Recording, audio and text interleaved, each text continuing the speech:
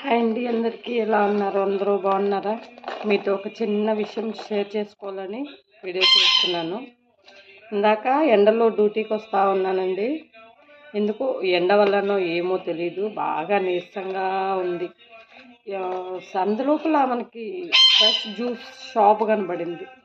సరేలే చల్లగా ఏమన్నా జ్యూస్ తాగుదామని చెప్పి ఏమున్నాయని అడిగాను. వాళ్ళు ఏమన్నారో ఆరెంజ్ ఉంది, మ్యాంగో ఉంది, వాటర్ మెలన్ ఉంది, అవకాడో ఉంది అన్నారు.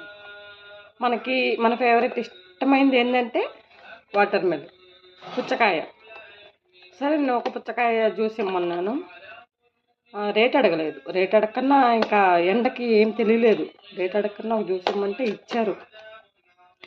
ఇచ్చి సగం జ్యూస్ తాగేసిన తర్వాత ఎంత అడిగితే ఒక్క దినార్ అన్నారు. గుండె ఆగిపోయింది. ఒక్క దినార్ అంటే 277 రూపాయలండి ఇండియా డబ్బు. అదే మన ఇంటికాడ 50 రూపాయలకి 100 రూపాయలకి కాయలు ఇస్తూ ఉంటే లేదు 10 రూపాయలు తగ్గించరా, 20 రూపాయలు తగ్గించరా అని చెప్పి గొడవ వేస్తాం వాళ్ళతో. అలాంటిది తాగేసిన తర్వాత కొంచెం కూడా తాగాలని కూడా అనిపించలేదు నాకు. అంత బాధ వేసింది. 277 రూపాయలు అంటే నేను ఏ హాఫ్ కేడీనో ఉంటుంది అనుకున్నాను. మరి 1 కేడీ ఫస్ట్ టైం అండి బాబు కోవిట్లో ఫ్రెష్ జ్యూస్ తాగడము. దిమ్మ తిరిగిపోయింది ఈ రేటు చూసిన తర్వాత.